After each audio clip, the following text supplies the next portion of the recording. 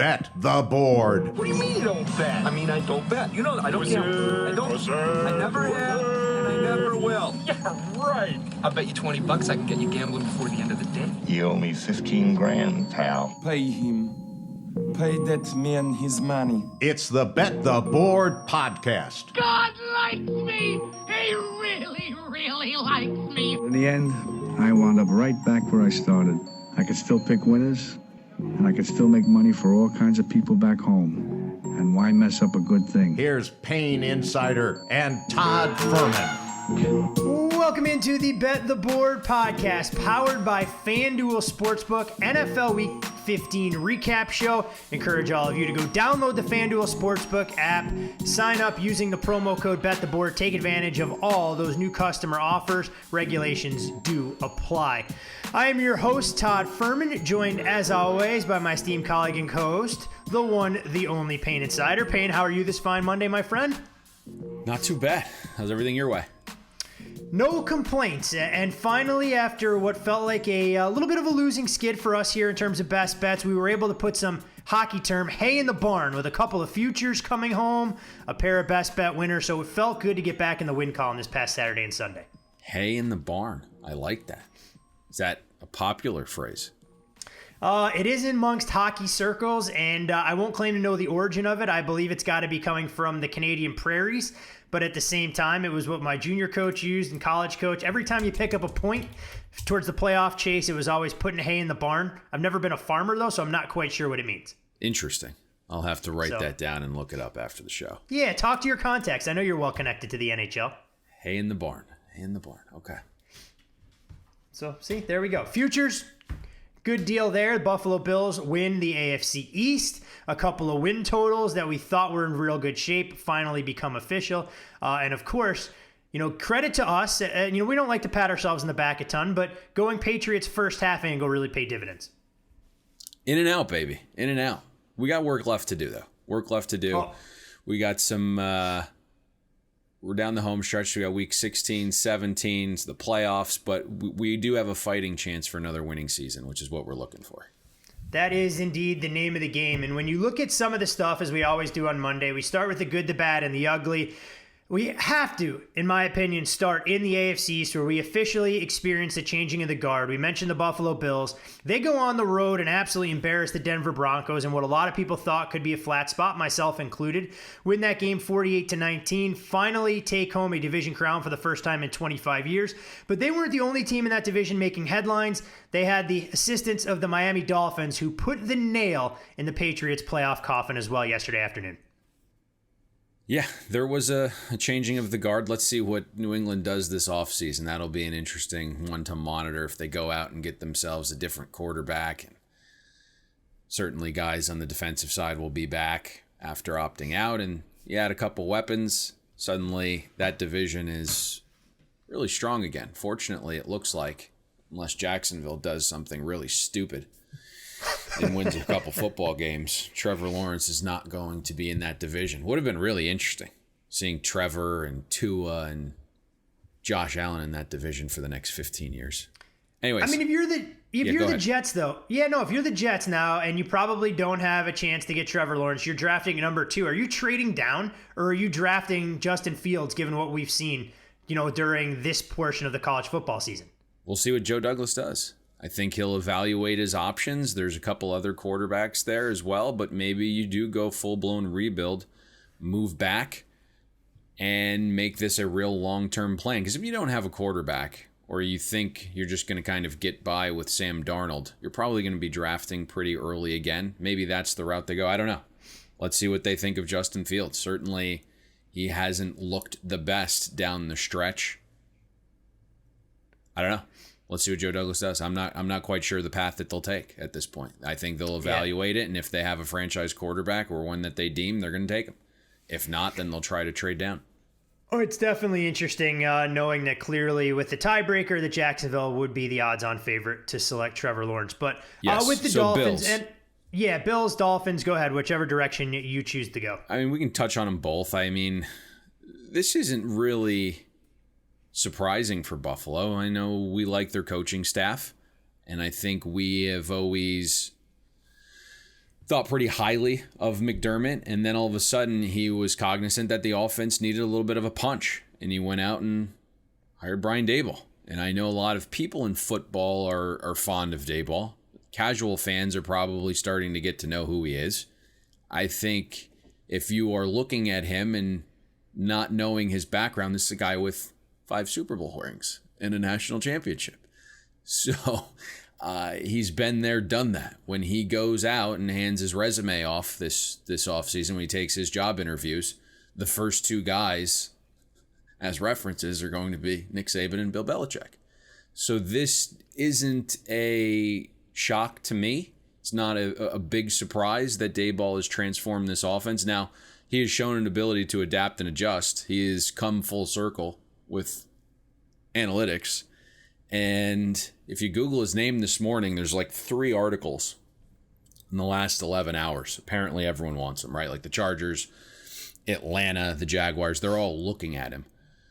But with this game Saturday, and I know you and I went back and forth a bunch on this, I would say, based upon folks that I talked to, this was one of the bigger positions of the season on the Broncos. And I just didn't understand it. And I certainly wasn't going to fade Daboll again.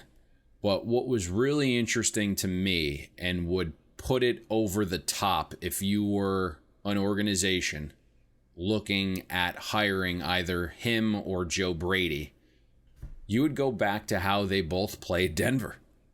And it's really interesting to me, if you dig in here, Denver, what they've done the last month defensively, once they got decimated with injuries in the secondary, Vic Fangio is basically playing with light boxes. He's daring you to run right now. He's played with 6-man boxes, and he's dropping 5 guys at the highest rate in the league recently. So even Joe Brady kind of got sucked in and conned into running the ball with his backup running back. But Daboll didn't do that. Daboll was like, I understand what they're trying to do here. And the secondary, even though they're playing more guys back there, absolutely stinks with all these injuries and suspensions.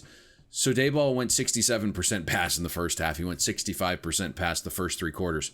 Josh Allen was successful in 56% of his passes the first 3 quarters. 8.3 an attempt, 5 explosives. When Daboll did run it, he ran in these optimal situations, which is like second and short. Just looking at a bunch of like the analytics stuff, I know everyone had this idea, right? 2nd and 1 or 2nd and short, you can do anything you want, and you see a lot of teams just launching it deep. That's the down you should be trying to acquire, the first down. Then you get back to first down and you do whatever you like to do at that point. But he was situationally smart when he chose to ran it, and then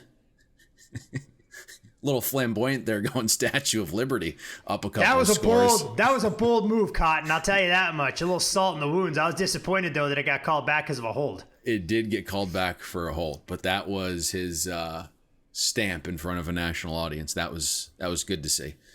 In terms of the Dolphins, what do we think there? I mean, I think for a team that gets shut out in the first half, they put together that monumental march before Tua gets intercepted, much to the delight of all of our listeners and ourselves included. The Patriots get bailed out with Cam's stupidity, fumbling all along the sidelines. Thankfully, Christian Wilkins is 350 pounds and has a giant foot and groin that kept that football out of bounds. But to Miami's credit, they scored 22 points in the second half. They run the football for 250 yards. They beat the Patriots at what the Patriots want to do. And that's something that, we weren't sure how they were going to handle this, knowing that the Dolphins were going to be without a couple of their most important contributors on the offensive side. Bullied the bully is exactly what they did. It wasn't a pretty game. It was never going to be. Right? It was 2 teams that knew each other inside and out. A lot of guys on the staffs that know each other, know exactly what they like to do. It's why we saw that total get hammered under first half and full. 2 teams that really just lack weapons on the outside. And, after the top 3 pass catchers for the Dolphins all went out and their starting running back, the only way Miami was going to win the game was to just try to run the ball, I guess, and bully New England. Now, Miami had spent resources this offseason, if you remember, on the offensive line. They added 2 pieces in free agency. They went out and drafted 3 rookies that are all contributing. So it's an improved Dolphins offensive line, but still below average. They've gone from basically the league's worst offensive line to a below average unit, which is a pretty big stride in one offseason. But if you look, 74% of Miami's runs graded successful. 6 yards a carry, 6 explosives, 3 rushing touchdowns. Selvin Ahmed, and you probably are familiar with that name, went to Washington. He was an undrafted rookie. He was on the Dolphins practice squad earlier this season. Nobody thought much of him. He was Myles Gaskin's backup in Seattle, and somehow he's still his backup in the NFL. So credit to him for going out there and seizing the opportunity with the injury to Gaskin. Yes, and then there was a Matthew Breida sighting. He finally contributed. So yeah, that was probably more the corpse of Matthew Breida exhumed from the grave, because I'm convinced he doesn't actually exist these days. Yeah, it's a lot tougher running behind, not the best offensive line versus Kyle Shanahan's exotic ground game with a good offensive line. It is a little different. So, listen, this is a very interesting Dolphins team. They're still not there. Like, they're still not, I think they're close, but, they're not making a Super Bowl run here. This is the second youngest team in the NFL. There's still holes on the roster. And I think that'll be an interesting offseason for that organization, right? I mean, you probably need to go out and get a true right tackle. You probably need a bell cow back. You need an offensive weapon that can take the top off of defense. There isn't that game breaker there. The one guy that runs really fast can't catch, and Jakeem Grant. Featherstone, baby, for all those folks that love the movie Necessary Roughness. Yes, I think we'll see where he is taken. We'll see where the Dolphins are selecting. They do have multiple picks in the first round, but they're talking about reuniting Tua and Smith. So that would be a decent deep threat there. But, there's other weapons that they need. They're a little weak up the middle still on defense. You need a run-stuffing defensive tackle. You need an every down middle linebacker, and you need probably a safety. So they're still a couple pieces away. But the thing that you're seeing here for the Dolphins is Brian Flores has completely changed the culture. Players have bought in. Miami's disciplined. They're playing hard. There's a real, attention to detail. I think it's interesting to see what Miami will look like with another offseason. Yeah, it's full buy-in and culture. I think you hit the key points, and we've talked about it all the time. Sometimes the results don't translate until you ultimately have the talent on an NFL football field, but you see the difference, you see the energy, you see the effort. And Miami, if you'd have told them that they could be 9-5, controlling their own destiny going into the final 2 weeks of the regular season in terms of getting to the playoffs, I think Brian Flores and the rest of the organization would have run over men, women, and children to make that happen. One last thing, shout out to Bills Mafia, too. We know how loyal they are. Pretty incredible scenes, Payne. I'm not sure if you saw the Instagram footage. Josh Allen and the Bills get home about 1:30 Eastern time, and it's standing room only around the airport welcoming the team back after they won the division title. I did see Stephon Diggs trying to drive through that traffic in his $400,000 car, just cruising. Love it. Yeah, what kind of car is Diggs driving? Because if it's a sports car, someone should explain to him, this is the time of year, if you live in Western New York, you put that thing in the garage, and you spend the money on the range to try and drive through the snow and ice. I'm nearly certain it... I don't know. Was it a Bugatti? I'm not sure what it was. Yeah, probably not the best for cold weather traction up there in Western New York. He's a speed receiver who can do it all. You got to have a flashy car. I'm not saying not to have a flashy car. There's a time and a place to drive it. Driving it during December on frozen roads probably isn't going to leave Bills fans feeling warm and tingly when they need him out there on the field healthy. But what's not feeling warm and tingly is there was a suggestion that the Dolphins should have drafted him years ago, and there was injury questions, if you remember, and he fell to the 5th round. Is he, when you look at him... One for the good guy over here. Yeah, I know who we're going off on a little bit of a tangent. I mean, is he one of the top 3 receivers right now in the league, in your opinion, given what he's done in terms of route running and everything else? Yeah, and it's really interesting to watch him run some of these routes. I mean, he's got this lull concept where it looks like he just isn't involved in the play. He's a deep threat. He's a short threat. He's got run after the catch ability. We had said last year, and I know Justin Jefferson came on bigger and better than anybody thought he could. And Thielen got all the credit, and Diggs was kind of the guy that was yelling at Kirk Cousins a bunch, but he was responsible for almost 40% of the Vikings' air yards last season. It was incredible. So he's really changed this way, and my understanding is he has been an absolute thrill to deal with. Very smart is what I'm hearing. That's the one thing, all these Bills players, especially on offense, they love each other. They get along. Like Brian Daboll and Josh Allen are like best of friends. Very, very smart. And the one element that we kind of discussed in the Pittsburgh breakdown there that Sunday night was which of these teams is going to be able to adapt or adjust. And we saw in that game that Buffalo was that team. They were able to get the final drive before half, came out of the half, made the adjustments. There was some understanding there that, like, hey, some of these plays that these guys were running kind of were changed mid-game. They were just kind of creating plays on the fly, and they were smart enough to handle that between Diggs and Beasley and Dawson Knox, who, remember in our preseason podcast, was, hey, like, look out for Dawson Knox. Now, with John Brown down, they're playing Dawson Knox a little bit more. Hopefully he's not removed from the equation when John Brown returns, because I think Dawson Knox has the potential to be one of the better pass-catching tight ends in football. But there's a lot of talent. There's a lot of weapons, but very smart team offensively as well. There's no doubt, and a worthy division champ now, playing with a little bit of luck and work their way up to the 2 spot in the AFC playoff picture. A tale of two halves, Payne, that we saw between Tampa and Atlanta. The Bucs, 68 yards of offense, down 17-0 at the break, and suddenly this team explodes, coming out after halftime, scoring 31 points on 5 straight drives, 4 touchdowns and 1 field goal. I can't figure out what to make of this Bucs offense. Are they good? Are they average? Are they inconsistent? Or do you think they maybe found something? They don't know what they want to be still. And if you probably not a good sign after 14 weeks. There is this battle. And if you remember the headlines during the bye, it was that Brady and Arians were going to have a little golf outing and spend a few days together to get it figured out. And I guess the NFL nixed that. I got to tell you, if I'm wanting to meet with my head coach, I'm probably not getting league approval to hang out with my coach. That seems bizarre. But a little virtual golf, a little golden tee, you're good.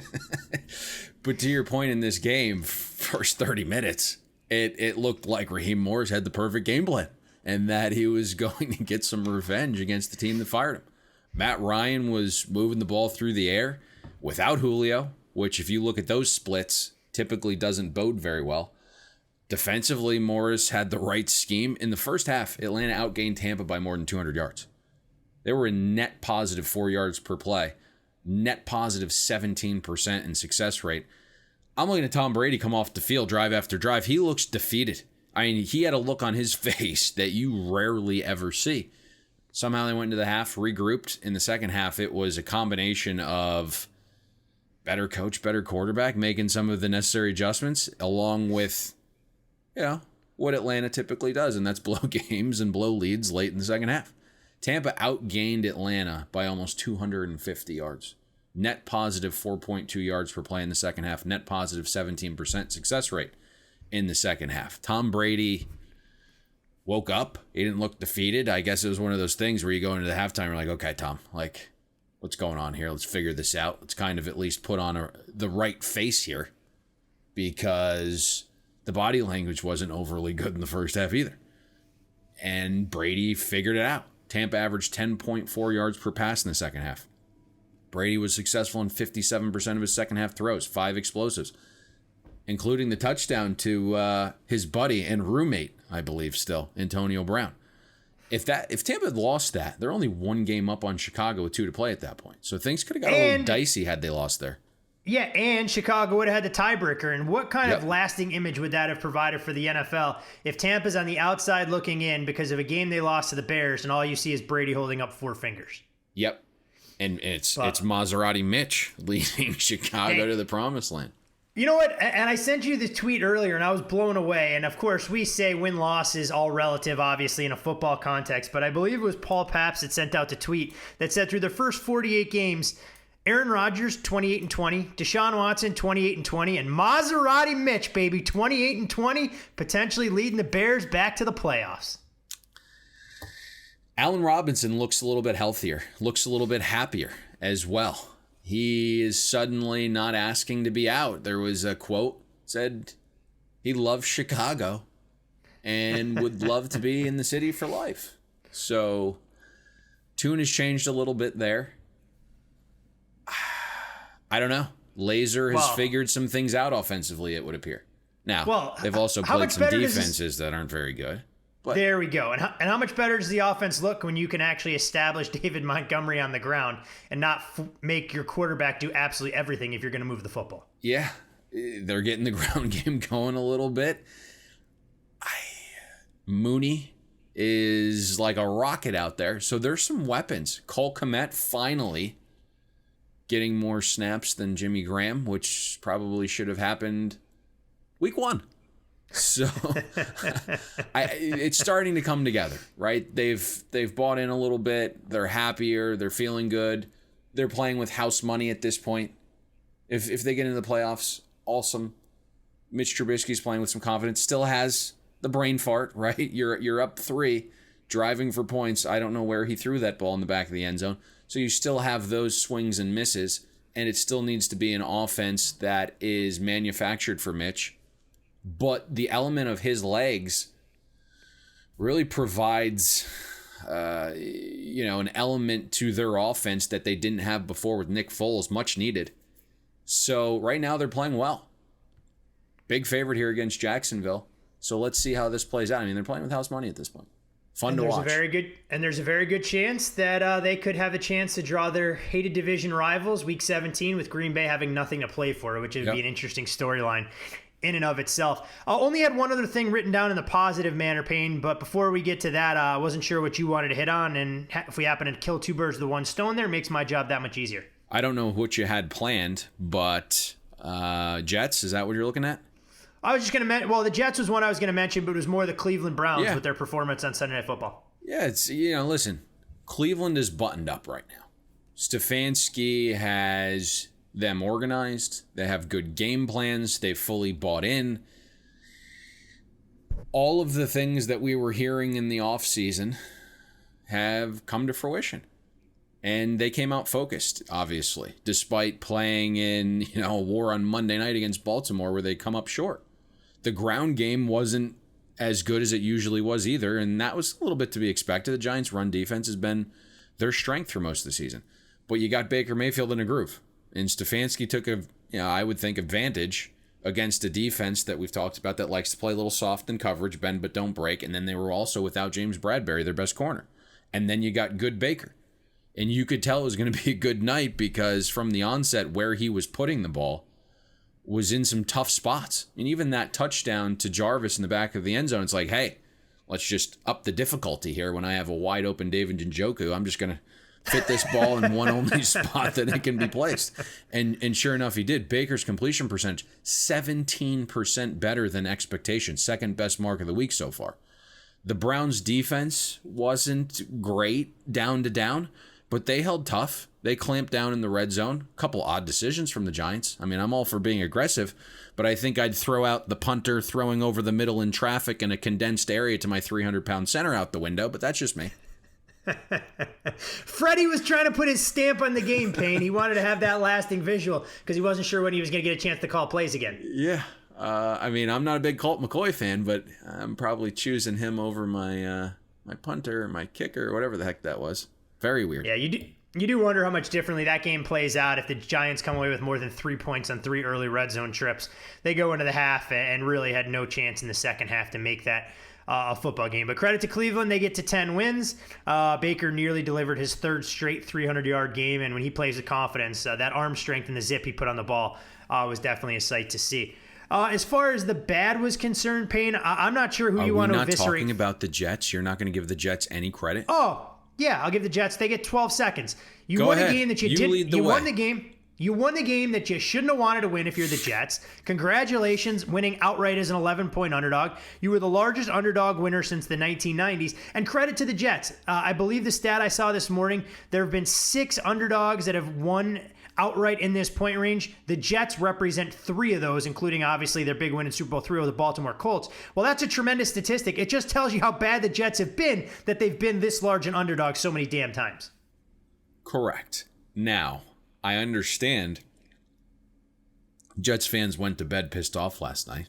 No longer in pole position, obviously, for Trevor Lawrence. And what was good to see here is a lot of people who claimed the Jets were tanking. And now it's pretty obvious that Greg Williams just had the wrong defensive alignment out there.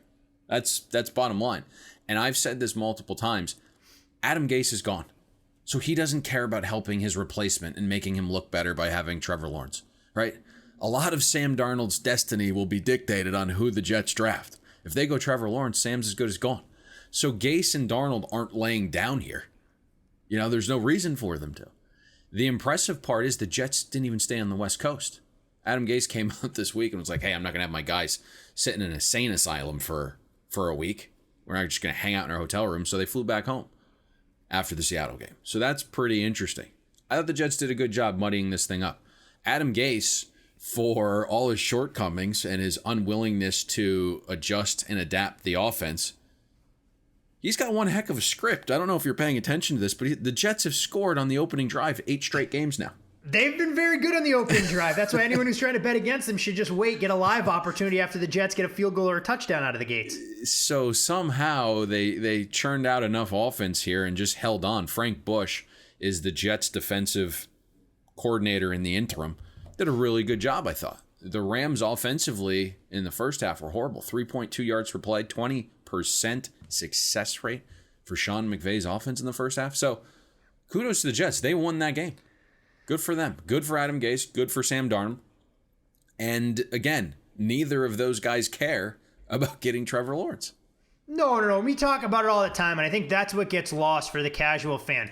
Organizations can want to tank to try and set themselves up for the future and their longevity, but the players out there on the field, whether it's the NBA, with the NHL, the NFL, or anything else, the film doesn't lie. These guys are fighting to try and keep their jobs. They're going to give you everything they possibly have, every single snap that's out there, and credit to the players for not having to endure a winless season, because we know the physical and emotional and mental toll it takes, knowing how close they were to beating the Raiders, that they were finally able to get over the hump. And, to a certain extent, throw a wrench in the Rams' playoff plans, which suddenly now, if the Rams were to lose next week in Seattle, all of a sudden not a shoo-in to get to the playoffs like most of us assumed. Absolutely. And you want to know what's so funny is you hit that right on the head.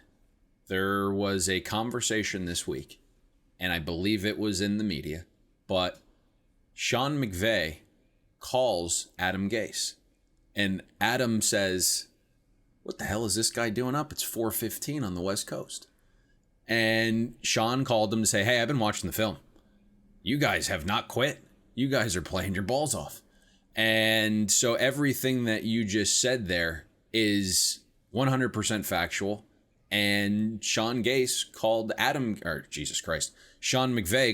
Gase and praised him for it this week. So that's really interesting. Now, what's funny about this is you had a quote from McVay after the game yesterday and said, hey, we'll see what this means for our team, right? We're either going to realize that we can't just go out there and win games, and this is going to be the turning point for our season, or we're going to basically fall and collapse. I think it's probably the former. I think this is a wake-up call. I can tell you a lot of pro bettors were gravitating towards Rams Super Bowl futures over the last 10 or so days, grabbing 13-1, and before that game kicked off against the Jets, we were down to 10-1.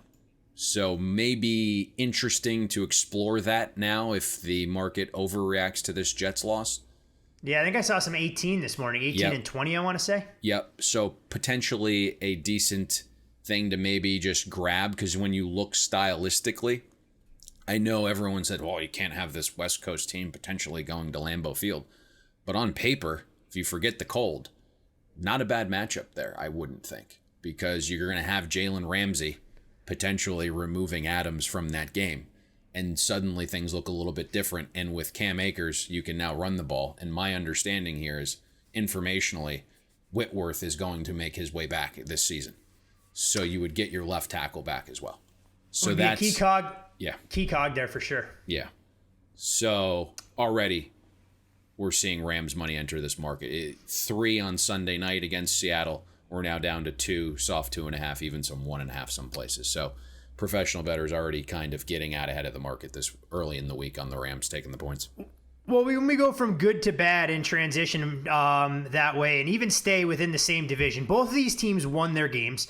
Seattle goes on the road, beats Washington 20-15. They build a 20-3 lead, and their offense kind of craters over the last quarter-plus portion of the game. And then the Arizona Cardinals have to withstand 2 Hail Mary attempts from Jalen Hurts and the Philadelphia Eagles. They escape at home 33-26. But Payne, I'm not quite sure which of these two teams you want to eviscerate first. Seattle and the conservative nature that's pretty much overrun everything they're doing, or the ineptitude of the Arizona Cardinals to be buttoned up, eliminate the mistakes, and realize, hey, this team's actually pretty talented if they don't do stupid shit. So, quickly addressing Seattle. Listen, we talked about it last week when we broke down the Seattle-Washington game. They've changed who they are. We have told you forever, Schottenheimer at his core is like this run first guy. It's just how he was brought up with his father. His father liked to run the ball. Pete is a defensive guy, likes to run the football. So they went back to who they were because they saw Russell Wilson turn the ball over a little bit too much, and then Chris Carson returned. So they are super conservative. They are running the ball more than ever. It's not for me, but they got super conservative. Now they're asking Russ to pass a little bit more in these known passing situations. And as good as he is, that's going to hinder any quarterback. And we saw it late in that game against Washington. Has the ball tipped, gets picked off, and all of a sudden we have a game. Ken Norton Jr., conservative in nature with his play calling as well. You allow Haskins to get in form into rhythm. Once you're up 20-3, you basically go into this prevent defense, and I get it. Keep everything in front. Don't get beat deep. But, I mean, guys are just wide open 7-8 yards in the middle of the field. And suddenly Haskins gains his confidence. The defense gets a stop. And you know, if you've done any research, Washington is one of the best second-half teams in the NFL. So the game wasn't over at 13-3 at halftime. Washington has been able to make adjustments defensively with Jack Del Rio and offensively with Scott Turner. It's been one of the best teams making adjustments all season. So I don't know why you thought going conservative because you're up 10 on the road was the way to go. In terms of Arizona, no one's going to really look at this as being the case because not only do they win, but they cover. But there are organizations that are buttoned up and fundamentally sound. And in these pressure situations and type games, they're going to play smart. Arizona is not there yet. It is all flash and talent right now. And again, no one's going to look at this, I don't think. No one's going to take a second look and be like, hey, Arizona didn't play overly well here. To me, I looked at that. We watched the whole damn game. Anyone who thinks they played well, despite what the scoreline says, is only kidding themselves. Kyler played the worst game I've seen for a guy to throw for 400 and get a win. Early in that game, there's a fumble inside the 5, and he gets bailed out because there's a fumble by Kyler the play before, which is a clear fumble, but they don't review it. Arizona, just completely aloof, is like, hey, even though we fumbled, we're not going to quickly get to the line of scrimmage and hike it so no one can challenge this thing. No, they let it drain down to 4 seconds. And the Eagles didn't throw the challenge flag, but the very next play, the gambling gods made up for it because Hopkins fumbles inside the 5. And then up 12 with about 8 minutes to go before half, Kyler fumbles again when the momentum of that game is totally in their favor. Defensively, the Eagles' first touchdown, my God. I mean, it's a total breakdown. It's 3rd and 20 from the 32-yard line. The Eagles throw a pass behind the line of scrimmage to the short side of the field, kind of just looking to make it an easier field goal, and somehow Arizona gives up a touchdown. They lost the edge. I don't know how you lose the edge on a play behind the line of scrimmage to the short side of the field, but it happened. They didn't only lose the edge, the receiver didn't get touched. It's not like he broke tackles or had a Marshawn Lynch beast mode run. Dude did not get touched. It looked like there were Arizona defenders falling down everywhere. And then before the half, you're only up 6 at this point because you've thrown up all over yourself. The Eagles are getting it out of the break. You should be looking to add points. Cliff doesn't know he only has 1 timeout left. He thinks he has 2. So he runs back-to-back plays. Arizona gets to midfield, has a penalty, which drained 10 seconds off the clock. And so you don't get points before the half despite going down to the Eagles' 11-yard line.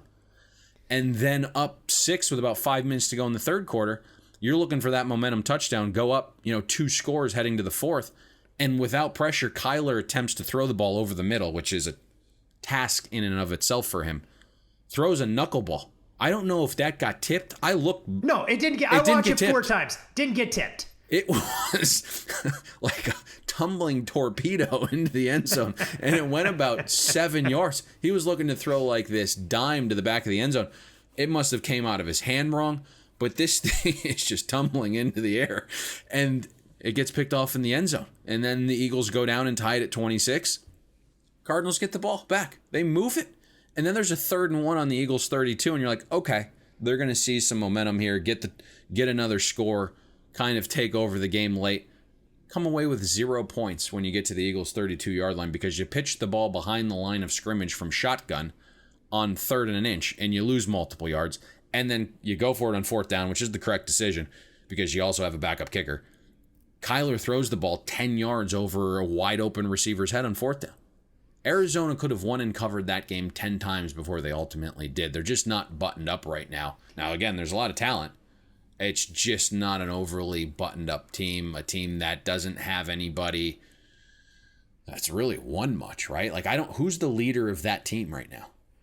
I'd have to go through their entire defense. Yeah. I think that's probably where it comes from, because if you look at the skill position players offensively, nobody has been associated with a winner at any stop along the way. Yeah. So, I mean, that's it sure isn't their head hump. coach. I'll tell you. It sure isn't their head coach. I'll tell you that much. Right. And so you're looking for Kyler to be that leader. You're looking for Hopkins to step up and be that vocal leader. It's a big win, and it was the sharp side. So you got the cover. Congrats to those guys. The second half line was quite telling, right? You build these second half lines based on the model, and all the statistics and all the stats from the first half was like, yeah, Arizona's the right side here. But you're thinking to yourself, it's like, man, they're going to continue to throw up on themselves. But that was a strong second half line. They were up 6 at the break, open -1, so larger than the full game number as well, right? Yep, that's exactly where it was. And the only reason that Arizona's able to get a push there is because the Eagles actually miss an extra point with a chance to take a lead 27-26. And you mentioned Kyler Murray's interception. Okay, the ball gets out of his hand. The bigger travesty was Arizona on 3rd and 29, giving up 23 yards on, again, another bubble screen designed to just pick up a few yards. Philadelphia converts on a 4th and 6. They go down the field, score a touchdown, and they gave some of that momentum back because they didn't take what would have been their first lead of the game at 27-26. But either way, the game within the game, I think both of us took away a lot of the same things as we watched that one, trying to figure out if Philadelphia was going to make a late season push or anything else. Credit, though, to Jalen Hurts. I think that his a level of athleticism gives them a wrinkle that they didn't have with Carson Wentz, and it seems, despite having inferior skill position talent, other than maybe running back, the team has responded and given them a little bit of a puncher's chance. We'll see what they bring to the table on Sunday against the Dallas Cowboys in a de facto elimination game in the NFC East. Last but not least, Payne, it wouldn't be a Monday morning podcast if you didn't take at least one shot at Anthony Lynn for his play calling with Justin Herbert. So much success for the Chargers throughout the course of the first half, and then you watch them through the latter portion of the third, throughout the fourth. They do everything they can to try and snatch defeat from the jaws of victory. Do you remember the first 2 possessions? Run some more. A lot of runs on first down the first possession. 5 runs on first down. That totaled 4 yards. And they go down and score a touchdown because Justin Herbert is bailing the team out on 2nd and long and 3rd and long. And the one thing that we had said in that breakdown is like, we're not sure what's going on with this offense, but as soon as Austin Eckler came back, it's become this run-first offense that does nothing but check the ball down. So, pretty wild to watch what unfolded there. Now, you have a couple, Austin Eckler goes down a little bit, and all of a sudden you start pushing the ball down the field in the middle portion of that game. Justin Herbert was on absolute fire. But to your point, late, they get a little conservative again. Something that we saw in the Denver game when they blew the big lead there. So, it's tough to watch, right? They don't do anything right. They don't do anything smart. They don't put their players in position to succeed. And Anthony Lynn is probably, hopefully loses his job. I know he's beloved there by ownership and the GM, but he's got to go. I mean, did you hear the press conference afterwards? They're like, hey. I didn't even subject myself to it. Like, what were you thinking there when you iced your own kicker? And he said, it's a good thing you asked. I was hoping you did. What? So he said, well, we just wanted to get a little bit more organized on special teams. So, okay. So, yeah, I mean, that's how he handled icing his own kicker, I guess. But, listen, early on in that game was exactly how we broke it down. It was like, hey, it's going to be, a lot of runs on first down, and it was. In that first quarter, going back to the first quarter, 6 rushing plays in the first quarter for the Chargers, half a yard average, 17% success rate on first quarter runs. It was successful in the first quarter. Those were the passes, 8 of them for 12.1 a pass, 88% success rate. You mean throwing against the Raiders defense that had second stringers throughout the secondary and no pass rush wasn't going to be a plus EV situation for them? I had no idea. It's weird that you can go into that game, and I get it's a short week, but it's a familiar opponent. The Raiders can't stop pass to begin with, and now they are without Arnett. They're without Heath, so I believe they're on their third string safety. And it was like, hey, we're gonna run the ball. We're gonna run the ball here. That's what Anthony Lynn's got to do. We kind of talked about this, right? Like even throughout the course of the season, there's been these little hints within the media. It's like, hey, we got to get the ground game going. We got to get the ground game going. It's just who he wants to be. He's a former running back. So it's just not going to be conducive for success for Justin Herbert. He's got to get out of Dodge there. Yeah, great in theory. We'll see what direction the Chargers go. But all right, good, the bad, and the ugly as eloquently as you can do it. And Payne, you're well over your quota in terms of today's time limit on the show, so I know you're going to be a little disappointed. I'll let you ask me follow-up questions. I was nice. Means we're going to have to run through everything in the next 6 minutes. Look-ahead lines and overall market adjustments, of course. These are some of the look-ahead prices available at FanDuel Sportsbook and where the market was to where the market has gone. The Arizona Cardinals were a 3-point favorite playing host to the San Francisco 49ers. That number has ballooned out to -4. I zoned out there. I think you asked me about the Cardinals game. I don't know what just happened, but my mind went to the screen as I'm watching it move this morning. Cardinals is what you asked me about? Yeah, Cardinals 49ers number up a full point from where it was before, despite the 49ers catching a ton of steam against the Dallas Cowboys yesterday. It's Monday morning. The interesting part about that steam was not it just getting 2-3, which I understood because the matchup wasn't very good for Dallas. But it got to 3, and then you saw more Sunday morning steam. Apparently, folks believe Zeke Elliott in his current form is more than a point better than Pollard in his current form, which is an odd belief to have. I don't see it. Anyways, this line to me, it's a little funky.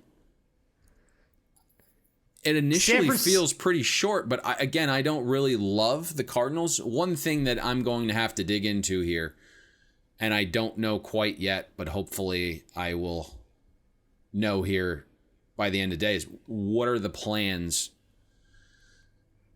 for the San Francisco 49ers? Because Kyle Shanahan came out flat out, emphatically said, we're celebrating Christmas with our families. So I don't know if that entails them going home or if they're going to fly those folks into Arizona. That would certainly change this handicap a little bit if San Francisco decided to just say, F it, go home, hang out with the family for the holidays, and then come back. So I kind of need to dig into that to have a better idea of this line. Interesting dynamic in play there, no doubt. And when you talk about celebrating holidays at home, the Raiders, of course, will see a change in starting quarterback. Marcus Mariota will fill in for Derek Carr. This was a game where the Raiders were -2.5 on the look-ahead number at FanDuel Sportsbook. Now we see the Miami Dolphins as a 2.5-point road favorite here. Yes, obviously there is a downgrade to Mariota from Carr, and I get that Mariota looked very good.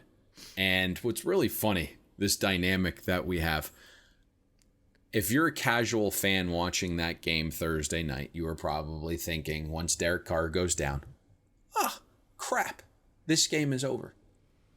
In my mind, as a professional bettor, the first thought in my head is, motherfucker. We now have a completely different style quarterback in which Anthony Lynn on a short week did not prepare for. And sure enough, Mariota just goes up and down the field, the read option. You have to play Mariota completely different than Derek Carr, right? The read options play, you have ends that like to crash down and get pressure on the quarterback. That's never going to work against Mariota. You have to stay sound on the outside. And Mariota went up and down the field. I personally don't believe, and I was listening to some local media there, and we're like, they're already making claims that Mariota might have to be the starting quarterback moving forward. And I'm thinking to myself, you think Anthony Lynn on short rest prepared for that? Not good indication. Good indication of what you're going to get from Marcus every game. Yeah. So, listen, I think Marcus Mariota is one of the best backup quarterbacks in the NFL. I think there's probably a couple teams that he could start for. And I believe that he has some attributes and talent that if he could figure out some of his deficiencies and improve upon those, he could be a middling quarterback in the NFL. But my guess would be Brian Flores is going to have a little bit better of a game plan this week than Anthony Lynn had last week. So that's interesting to me. And then you also have the other dynamic. I get that mathematically the Raiders are still in it. And if this got to 3, there might be an appetite for the Raiders. But realistically, they're not making the playoffs because they're going to need Baltimore to lose twice. And if you look at Baltimore's schedule, they're going to be a double-digit favorite at home this week, and then you get the Bengals on the road. They're not losing. So this, to me, is an interesting one. We already know about the internal strife going on there with, the coaching situation, especially on the defensive side of the ball. We touched on that last week. Now, all of a sudden, you have a team at home playing the day after Christmas. So that'll be interesting to see how that gets navigated. Yeah, definitely interesting dynamic. So much of it this time of year isn't as much about numbers as it is about matchups and motivation and everything else that goes into trying to formulating what will ultimately make an investment. Speaking of which, we saw the Bears number completely balloon. Bears on your look-ahead number were a 3.5-point favorite for their trip down to Florida to take on the Jags. Now with the Bears on the heels of back-to-back wins 2 weeks ago against the Texans, this past week against the Minnesota Vikings, both as underdogs, more than a touchdown favorite as that number's ballooned out to 7.5 at FanDuel. It'll be interesting to see where that line goes. Certainly the perception of the Bears has changed big time in the last few weeks. Jacksonville feels like they're playing out the string. Now, I know they're a lot of energy and effort. They haven't given up on the season. I want to dig into this a little bit more. I mean, the matchup doesn't feel like it's great either. But we'll see. I mean, that's a big number. Big number. That it definitely is. And a number that you can understand why it trended up as well. Monday Night Football, Buffalo, 4.5 on the look-ahead number, now out to a 6.5-point favorite at FanDuel Sportsbook. Yes.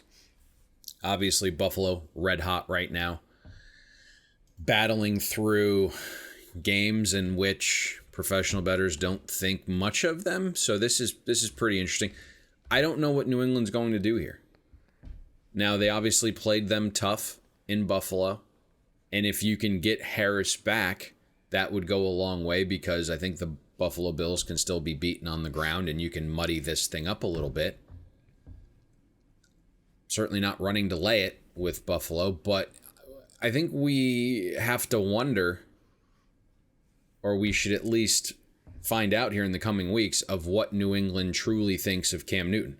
The lip service has been great. Everything that Bill Belichick has said about Cam Newton has painted him in the brightest of lights, and there's probably a reason for that. I'm sure he's been on his best behavior. He knows this is a job interview, but also you don't want to come off like you miss Tom Brady, obviously. But I think we'll find out if Cam is the future of this organization, because if he's not, you have to give Stidham these last few games, don't you? And then you go and make a play for and then you go and make a play for Matthew Stafford. And if you can nab Stafford, pick up a couple other pieces in free agency and through the draft offensively, and you get some of the guys back that opted out defensively, all of a sudden you're right back in the picture next year.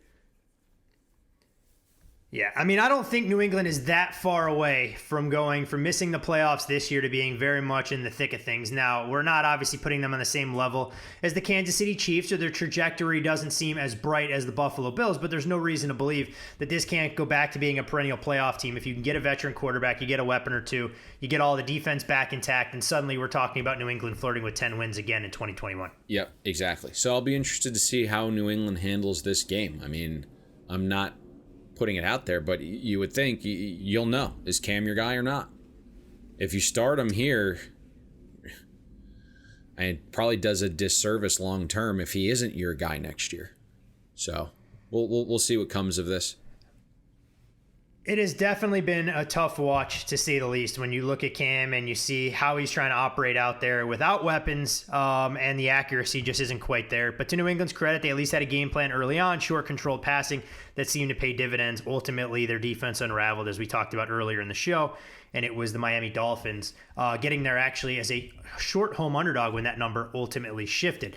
If you've never tried FanDuel Sportsbook, what are you waiting for? Download the FanDuel Sportsbook app to get started and be sure to sign up with the promo code BetTheBoard so they know we sent you there. Bowl games kick off in earnest later today. You'll need plenty of distraction to get you away from the family during this holiday season. FanDuel has all sorts of wagering options, not just for bowl games, but the NBA tipping off in earnest on Tuesday night. We'll have the NHL right around the corner, and most importantly, the NHL playoffs along with the college football playoff. So be sure to download the FanDuel Sportsbook app.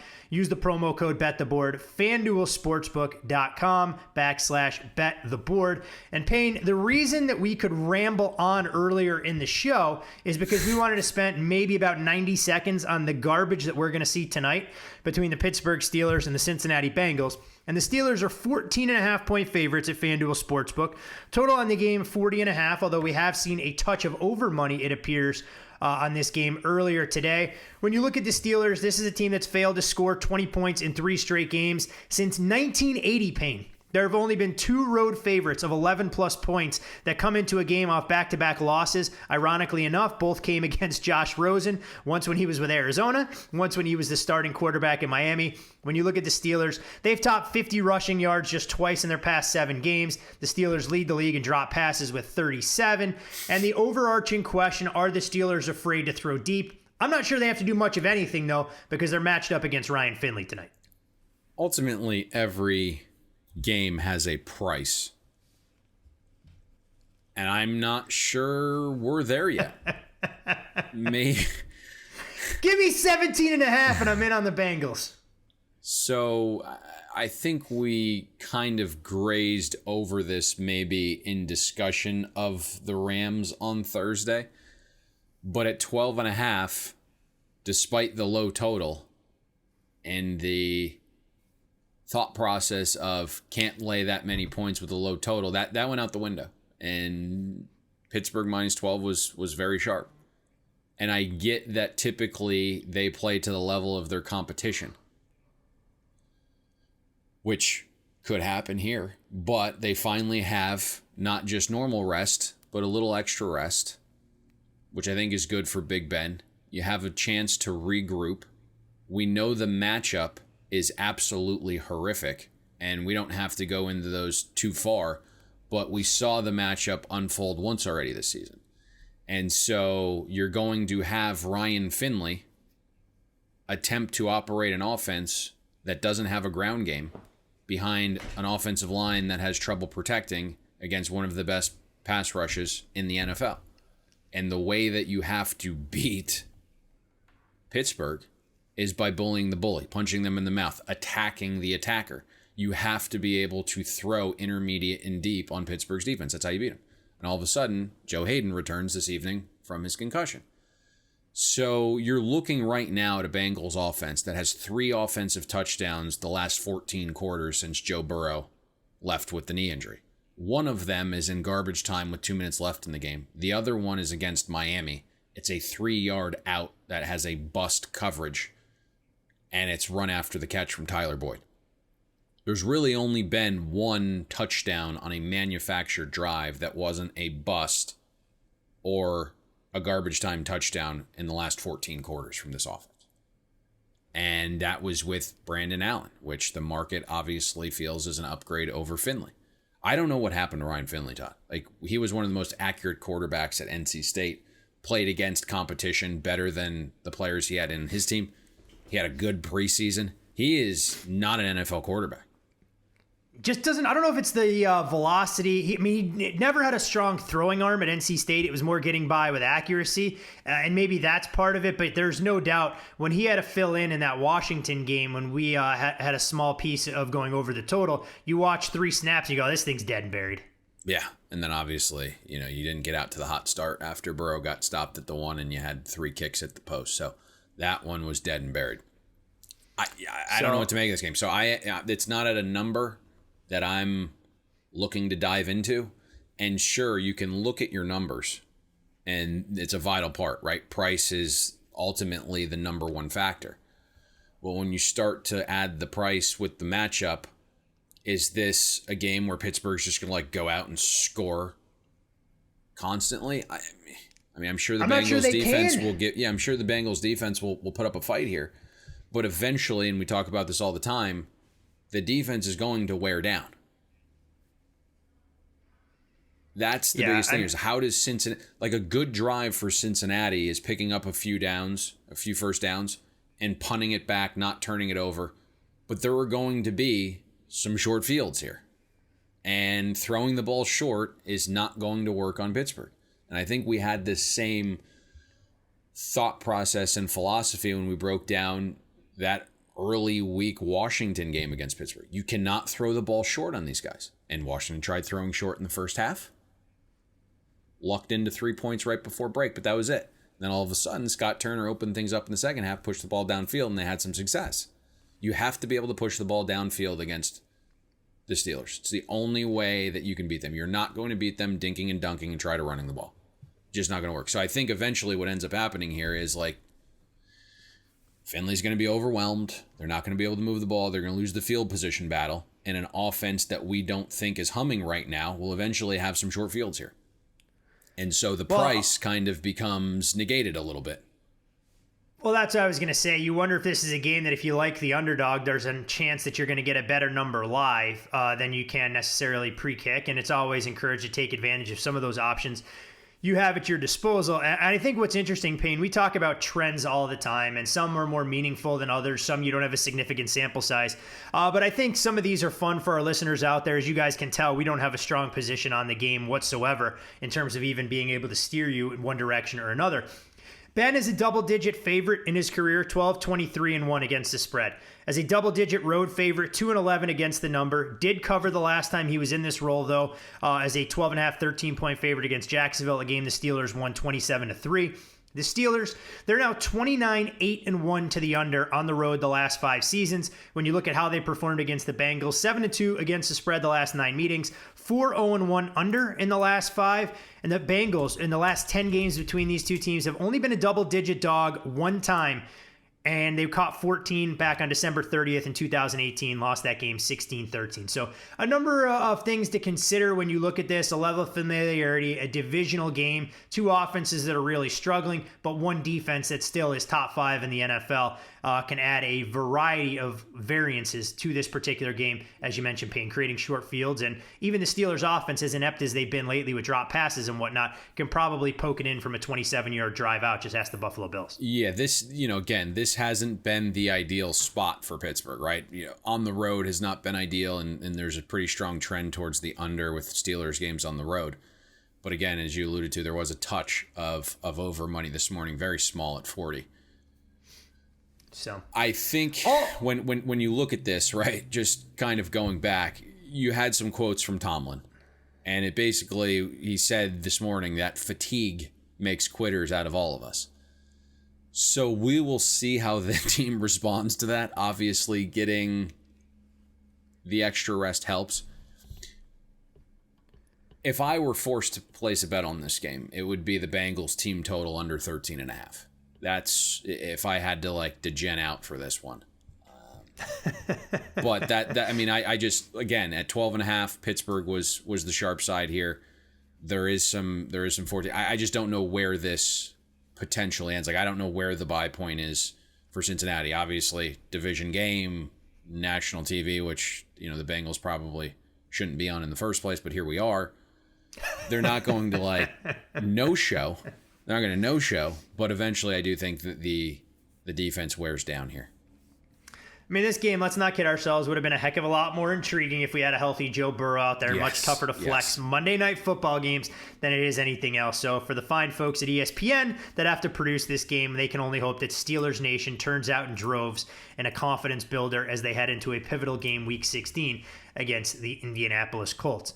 All right, Payne, I think we've done enough damage. We've exceeded the time allotment that you allocated for the show this morning. I appreciate it, and so do our listeners, for you being so gracious, giving us an extra 20-plus minutes. I set the over-under for 39.5 minutes pre-intro, outro, so it would have put us at about 41.5. But yes, we are pushing past an hour, I think, here with the intro, outro now. Let's be honest here. Going over 39.5 minutes before this show started would have been game of the year, 50,000 star parlay type territory that we could have ensured, because I can filibuster with the best of them, much to your chagrin. yes, you can filibuster, and you like to, ask not just a follow-up question, but a follow to the follow-up.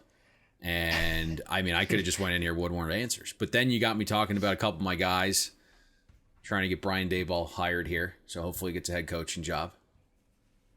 We just like to talk about Brian Daboll. I got you. I was going to say, I think I got 12 minutes out of the Dolphins and Brian Daboll early on the show. If we back that out, then we're barely over that 40-minute threshold. There we go. So, back on, I'm not sure when we're coming back. We have to figure that out, but I would say sometime well before Thursday morning, you will have a podcast to listen to breaking down NFL Week 16, is it going to be? Yes. So whether that is normal time Wednesday or maybe overnight Wednesday, we still got to navigate that situation, but it'll be well before Thursday morning. People might want you to try and do the podcast on Christmas Eve with a couple eggnogs in you as you break down on some of these games. So they have a fresh podcast in time for the Vikings and Saints on Christmas Day waiting under their tree. There is some good games. I don't think we're going to have a problem finding games in the NFL this week. There are some nice matchups. Plenty of good things down the road. And like always, you can follow the podcast at Bet the Board Pod. We'll let you know the recording schedule, but just sign up for the podcast. Go to your favorite podcast platform, whether it's iTunes, whether it's, I don't even know where the hell we are. It's not called Spotify, iTunes anymore. Stitcher, it's called Apple everywhere. Podcasts, Todd. It's called Apple Podcasts. iTunes is Apple a thing Podcasts. of the past.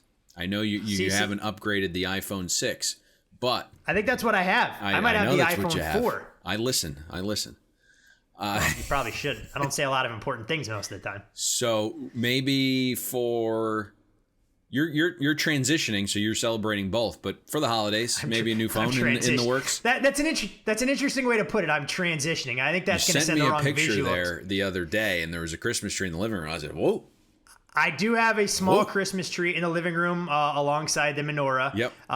We'll have the parents making the trip up. My mom, I can't tell anybody how old she is. Her birthday is actually on Christmas. So even growing up in a Jewish household, not celebrating the holiday, Christmas was always important because you had to make sure mom had her gifts to keep her happy. There you go.